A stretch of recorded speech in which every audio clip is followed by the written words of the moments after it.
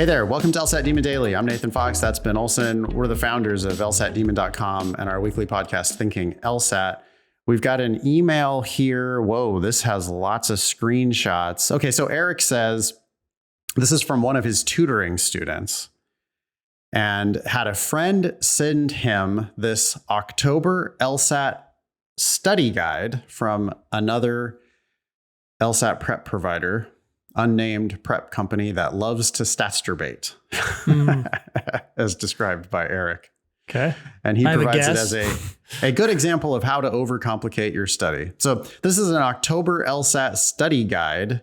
It is long. Holy smokes. So the first slide says the LG content you should review before test day. Oh, fuck off. Wow. Oh, wow. It's got a big long ass list of grouping games. And then it says 2 grouping / linear combination games, then 2 circular games, 2 mapping games, 3 pattern games. So aside from the fact that we generally hate categorizing games, I want to tell you something that is obviously wrong with this list right here. And it comes from my own experience of doing this, giving students lists of games by type. This was a long, long time ago, but can you guess what happens to someone when they sit down to do a game in a list titled grouping? They already know how to approach that game. They've got this like template in their head. And they go, oh, good, a grouping game. Okay, I'm going to do this game in this way. That's like half of what is going on, right? When you first read a game, it's like, let me try to figure out and understand it. Well, if you sit down here and you say, oh, I better do these 2 circular games, they're already like screaming at you, oh, some people have set this up in a certain circular way before. Why don't you give that a shot? It's just like a very, very bad way to tee up a game for somebody. Not only that, but what do you do when you sit down to your real test and there's a game that does not easily fit into one of these 5 categories that unnamed prep company told you to study? Yep.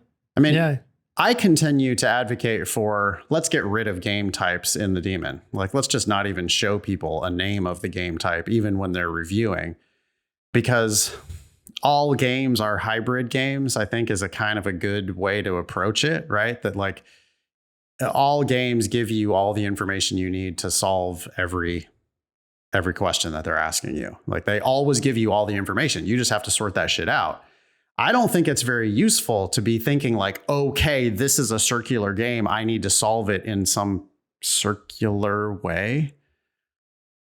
Also, it's so arcane. You know, this is like this prep company trying to predict what's actually going to be on the October LSAT, which strikes me as a fool's errand. One other thing that I think is ridiculous about this list of games. I mean, this makes it look like these are the games that you should do. Like, just do these 20 games and you're good. Do you see what the last game is on that list? Weekly work pieces.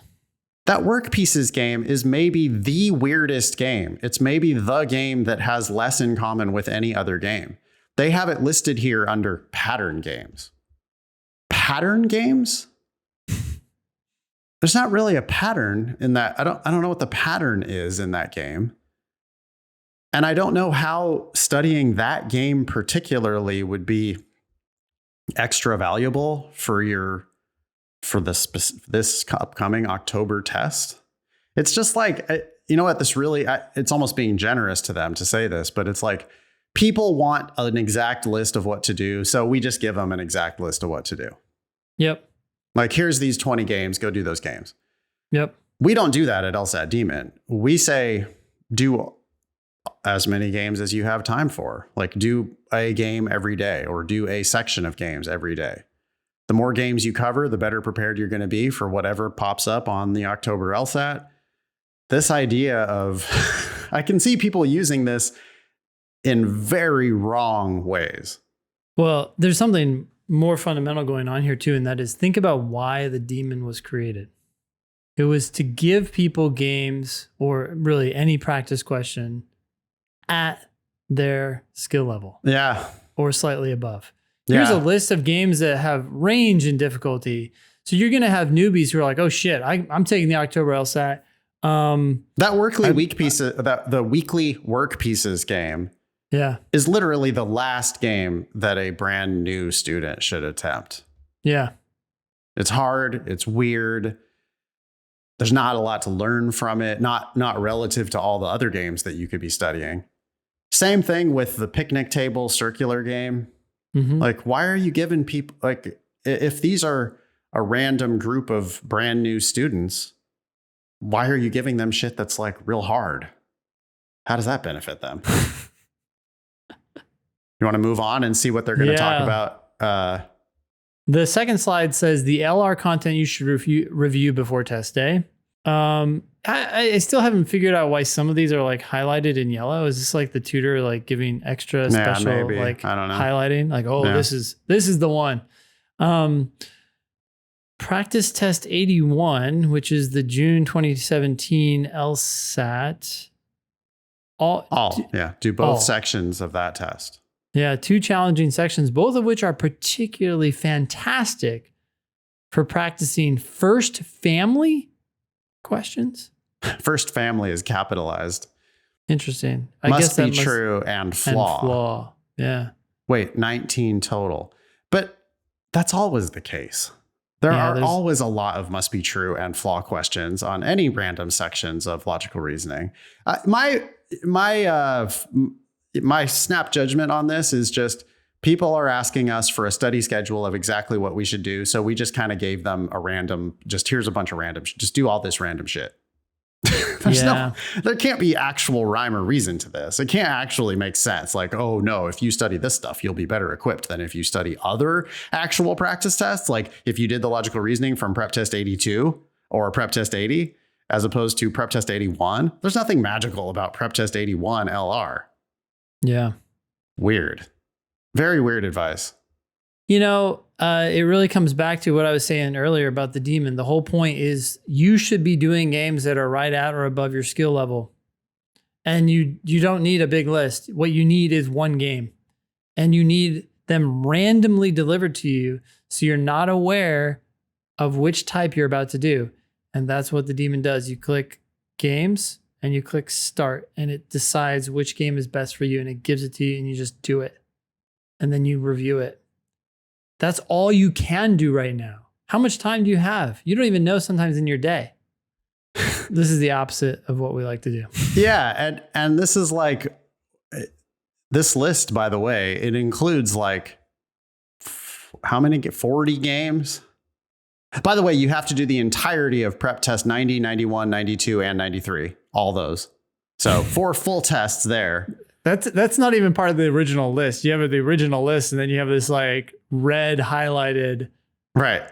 Oh, by the way, really do this. It's 4 full tests plus also do these other 40 games. 1, 2, 3, 4 sections of LR, another section, a fake section of LR that they assembled. Wait, what? They compiled questions together? Well, yeah, the final 13 questions from 2 different sections of LR. That way you're ready for anything. That's a superset section. Oh, you get to pick your own sections when you do that. You do the final 13 questions from 2 different sections. That way you get like, it's an extra super hard section of LR. And I guess you do that timed, which is pointless because you got to get good at nailing the easy ones. Oh, that is so messed up, actually. To take the last 13 questions in a section, combine that with the last 13 questions of another section, make a fake section, and then pretend that you should be able to do that in 35 minutes. So you can train yourself to expect the questions to be really hard so that you can train yourself to go fast on really hard stuff, which is not a thing. This advice, it just looks like selling to me. It looks like, I mean, hey, maybe it's just different philosophy. They honestly believe that this is good advice. I don't think this is good advice. I think that this is a waste of time. I think it's intimidating as hell. It makes it look like, oh my God, I have to do all this shit.